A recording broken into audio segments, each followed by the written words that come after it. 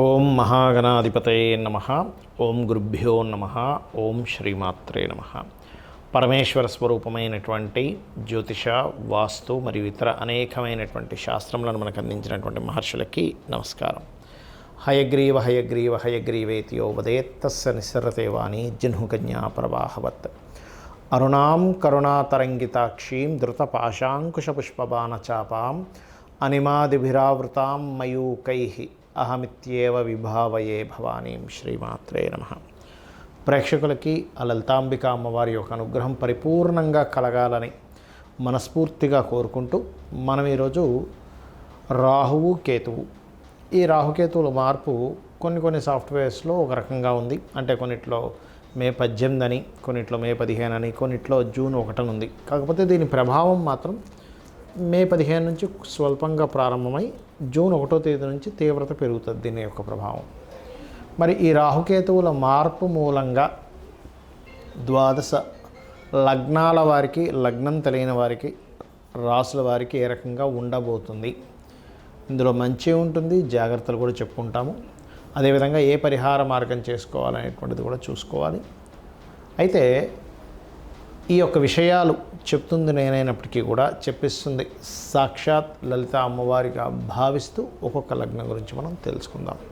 మకర లగ్నము, మకర రాశి. మకరం వారి కనుక చూసుకున్నట్లయితే ఎప్పుడైతే ఈ కేతువు రాశిలో కంటే మనకి కన్యా రాశిలో 9వ స్థానంలో ఉన్నటువంటి కేతువు మకర రాశి నుంచి, మకర లగ్నం నుంచి అష్టమంలోకి మారుతున్నాడో ఇది ప్రధానంగా ఇచ్చేటువంటి ఫలితం ఏమిటి, ఇంతకాలం ఉన్నటువంటిది ఏమిటి అని చెప్పి చూసుకున్నట్లయితే ఇంతకాలం మీకు 9లో కేతు ఉన్నందుకు కాస్త పుణ్యక్షేత్ర దర్శనాలు ఇవన్నీ ఎక్కువగా అయ్యాయి. ఎప్పుడైతే 4లోకి వెళ్తున్నాడో కేతువు, ఇక్కడ కలిగేటువంటి ముఖ్యమైనటువంటి ఫలితాలు ఈ 4వ అధిపతితో కలుస్తున్నాడు. ఎందుకంటే మకర లగ్నం నుంచి చతుర్థాధిపతి కుజుడు 4వ స్థానాధిపతి వెళ్ళి అష్టమంలో కలుస్తున్నాడు 2 నెలల పాటు.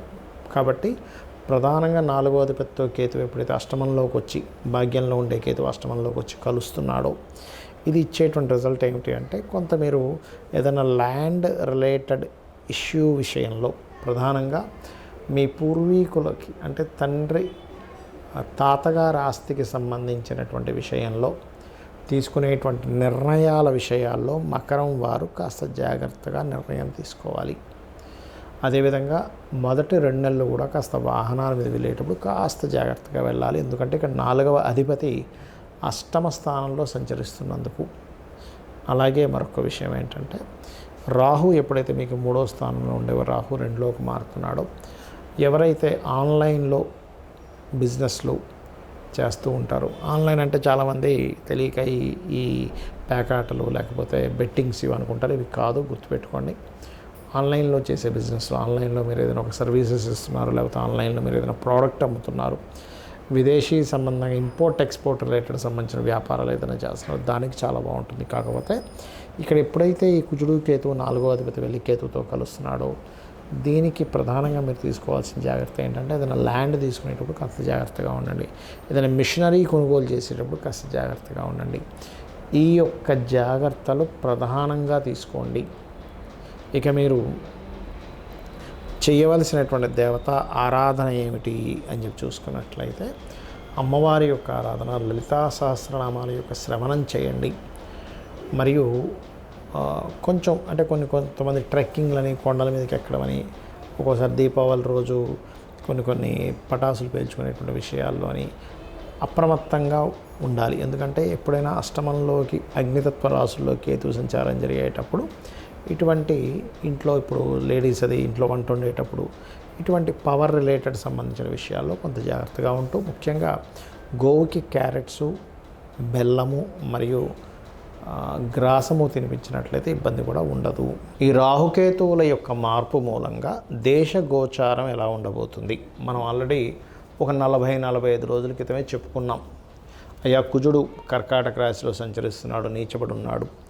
ఈ మిలిటరీకి, ఈ యొక్క దాడులకి, అదేవిధంగా రక్షణ దళాలకి, అందులో ముఖ్యంగా నేవీలో ఉండేటువంటి వారికి కారకుడను యూట్యూబ్లో ఉన్న వీడియోలు మీరు కనుక చూసుకున్నట్లయితే, అదేవిధంగా ఉగ్రవాదులకు కూడా నీచబడ్డ కుజుడు కారకుడు అవుతాడు. కాబట్టి అటువంటి దాడులు జరుగుతాయని చెప్పుకున్నాం. అదే రకంగా మహర్షులు మనకి అందించినటువంటి శాస్త్రరీత్యా జరుగుతూ వస్తున్నాయి. ఇది మన గొప్పతనం కదా, అమ్మవారి యొక్క అనుగ్రహం అంతా కూడా. అయితే ఇక్కడ నేను చెప్పేది ఒకటే, ఈ దాళ్ళకి ముఖ్యంగా ఈ రాహుకేతువులు ఎప్పుడైతే రాహు మనకి కుంభంలోకి రావడము, కేతువు సింహరాశిలోకి ఎంటర్ అయ్యి కుజుడితో ఎప్పుడైతే కలుస్తున్నాడో, దీని మూలంగా మంచి ఉంది, ప్రపంచవ్యాప్తంగా కొంత జాగ్రత్త పడాలి. ఏమిటవి?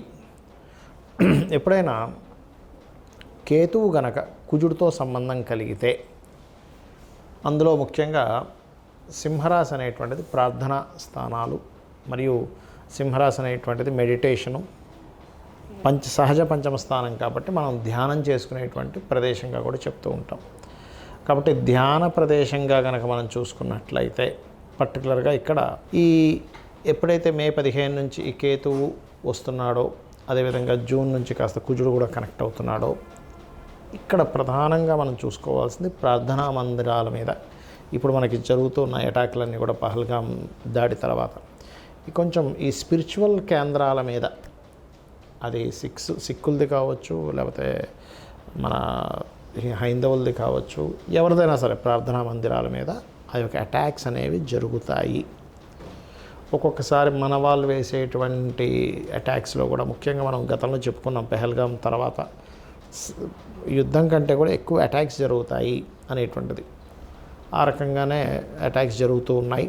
అయితే ఇక్కడ ఏంటంటే ఈ కుజకేతువులు కలిసినప్పుడు మాత్రం కాస్త ఈ ప్రార్థనా మందిరాల మీద కావచ్చు, ఆలయాల్లో కావచ్చు, క్షేత్రాల మీద కావచ్చు ఎక్కువ ప్రభావం ఉంటుంది. కాబట్టి నేను చెప్పేది ఫస్ట్ నుంచి కూడా చెప్తున్నాను, అయ్యా ఈ భారతదేశానికి సముద్ర తీరాల్లో ఉండేటువంటివి లేదా పాకిస్తాన్ దగ్గరలో ఉండేటువంటి ప్రాంతాలు కాస్త అప్రమత్తంగా ఉండాలి. అందులో ముఖ్యంగా క్యాపిటల్ సిటీ ఏదైతే ఉందో, మనకి క్యాపిటల్ అయినటువంటి ఢిల్లీ ప్రాంతం కూడా జాగ్రత్తగా ఉండాలి అనేటువంటిది.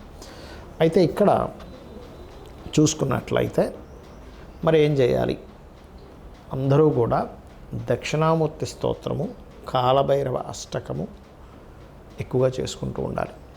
మరియు మరి మంచి కూడా ఉంటుందన్నారు కదా అని చెప్పి చూసుకున్నట్లయితే, కేతువు ఎప్పుడైతే ఇన్ని రోజులు 1.5 year నుంచి కన్యారాశిలో ఉన్నాడో, మీరు లాస్ట్ 1.5 year బ్యాక్ మనం చెప్పుకున్నటువంటి వీడియోలు కనుక చూసుకున్నట్లయితే చాలా స్పష్టంగా అక్కడ చెప్పడం జరిగింది, అయ్యా కన్యారాశి అనేటువంటిది భూతత్వ రాశి కాబట్టి భూములు స్ట్రక్ అవుతున్నాయి అని చెప్పి చెప్పడం జరిగింది. అలా అదేవిధంగా చూసుకుంటే రియల్ ఎస్టేట్ అంతా కూడా ఫాస్ట్గా వెళ్తున్న రియల్ ఎస్టేట్ కొంత స్లో డౌన్ అవ్వడం జరిగింది. ఎప్పుడైతే ఈ కేతువు కన్యారాశి నుంచి సింహరాశిలోకి మారుతాడో, ల్యాండ్స్ రేట్స్ మళ్ళీ మూమెంట్ అనేటువంటిది ఉంటుంది. అంటే ఇప్పుడు చూడండి, రేట్లు ఆగిపోయి లేకపోతే అమ్ముడు పోక రియల్ ఎస్టేట్లో వ్యాపారాల్లో ఉండేటువంటి వారు ఎవరైతే ఇబ్బంది పడుతున్నారో అవన్నీ కూడా కొంత మూమెంట్ అనేటువంటిది వస్తుంది. అదేవిధంగా ఎప్పుడైతే ఈ రాహు కుంభంలోకి ఎంటర్ అవుతున్నాడో, సాఫ్ట్వేర్ రంగానికి ఒక రెవల్యూషన్ కూడా ఇస్తాడు రాహు. ఎందుకంటే కుంభరాశి అనేటువంటిది ఏదైతే ఉందో బిజినెస్ సైన్గా చెప్తూ ఉంటారు. ఆన్లైన్ త్రూగా పెరిగేటువంటి ఇంకా డిఫరెంట్గా ఏఐ కావచ్చు, ఇట్లాంటివన్నీ కూడా పెరుగుతాయి చెప్పాలంటే. అయితే ఇక్కడ ఈ కేతువు మరి మనకి కన్యారాశి నుంచి సింహరాశిలోకి ఎప్పుడైతే ఎంటర్ అవుతున్నాడో, ఇది కొంతవరకు విపరీతంగా పెరుగుతున్నటువంటి బంగారు ధరని కొంతవరకు బ్రేక్ వేస్తుంది, కొంత తగ్గిస్తుంది కూడా. అయితే మీరు గమనించినట్లయితే ఒక 3 సంవత్సరాల నుంచి దాదాపుగా 35-40 వేలు పెరిగిందండి. మీరు 1 monthలోనే 10,000 పెరిగింది గోల్డ్ రేట్. 90 దగ్గర ఉండేది 1 lakh దాకా వచ్చేసింది. అలాంటిది దానికి కొంత బ్రేక్ పడనుంది కేతువు సింహరాశిలోకి రావడం వల్ల. ఫ్లక్చువేషన్స్ వస్తాయి, సడన్గా అప్పుడే పెరిగినట్టే మళ్ళీ డామని కింద పడడం, ఇవి కూడా వస్తూ ఉంటాయి. కాబట్టి ఈ రాహుకేతువుల వల్ల మనకేంటంటే సూక్ష్మానికి కారకుడు రాహు, సూక్ష్మ సంబంధంగా జరిగేవి కొన్ని జరుగుతూ ఉంటాయి. అలాగే ఇందాక నేను చెప్పినట్టుగా కాస్త ఈ పుణ్యక్షేత్రాలకు వెళ్ళినప్పుడు ఇట్లాంటి విషయాల్లో కొంత జాగ్రత్తగా ఉంటూ ఉండాలి. అయితే ఈ యుద్ధ సంబంధించినటువంటిది మీరు ఈ సంవత్సరం విశ్వవసునామ సంవత్సరం రాజుకి కారకుడు రవి, మంత్రికి కూడా రవి కారకుడు, అందుకని చాలా ప్లానింగ్గా చేస్తూ ఉంటారు. కాకపోతే సైన్యాధిపతి శని అయ్యాడు కాబట్టి ఏదో ఒక అటాక్ జరిగింది ఆగిపోయింది అన్నట్టుగా ఉండదు, ఇది కంటిన్యూ అవుతూ ఉంటుంది. ఎందుకంటే శని లాంగ్ టర్మ్ కారకుడు కాబట్టి మీన రాశిలో ఉన్నంత కాలము కూడా, అంటే ఒక 2-2.5 సంవత్సరాల పాటు, ఒక 2-3 నెలలు తీవ్రంగా ఉన్నప్పటికీ 2-2.5 సంవత్సరాల పాటు ఏమవుతుంటుందంటే అది సాగుతూ ఉండడం, మళ్ళీ అయిపోయింది కదా అనుకుంటే మళ్ళీ వాళ్ళు ఏదో అటాక్ చేయడం, మన వాళ్ళు తను తిప్పి కొట్టడం, ఇట్లాంటివి జరుగుతూ ఉంటాయి. కాబట్టి నేను చెప్పేది ఒకటే, అందరూ కూడా ఎవరెవరైతే సముద్ర తీర ప్రాంతాల్లో ఉంటారో, అంటే ఇటు సైడ్ పాకిస్తాన్ వైపు ఉండే సముద్ర తీర ప్రాంతం కావచ్చు, పాకిస్తాన్ దగ్గరలో ఉండే ఊళ్ళల్లో ఉండే వాళ్ళు కావచ్చు, లేకపోతే ఇటు సైడ్ ఈ వైజాగ్, వెస్ట్ బెంగాల్, లేనట్లు ఒరిస్సా ప్రాంతాల్లో ఉండేటువంటి వారు కావచ్చు, ఢిల్లీ ప్రాంతాల్లో ఉండేటువంటి వారు కావచ్చు, ప్రధానంగా జాగ్రత్తగా ఉండాలి. హైదరాబాద్కి ఈ యుద్ధ సంబంధించిన వచ్చి పడవు, కానీ కొంచెం స్లీపర్ సెల్స్ వల్ల, మరియు ఎవరైనా ఇప్పుడు మనకి చూడండి, మనకి లాస్ట్ టైం గోకుల్ చాట్ ఇట్లాంటి వాటిలో జరిగింది. అలా కాస్త జనాలు ఎక్కువగా తిరిగేటువంటి ప్రదేశాల్లో కొంత జాగ్రత్తగా ఉంటూ కాలభైరవ అష్టకము మరియు అదేవిధంగా దక్షిణామూర్తి స్తోత్రం కనుక మీరు పఠనం చేసుకున్నట్లయితే అన్ని విధాలా మీకు బాగుంటుంది. శ్రీమాత్రే నమః.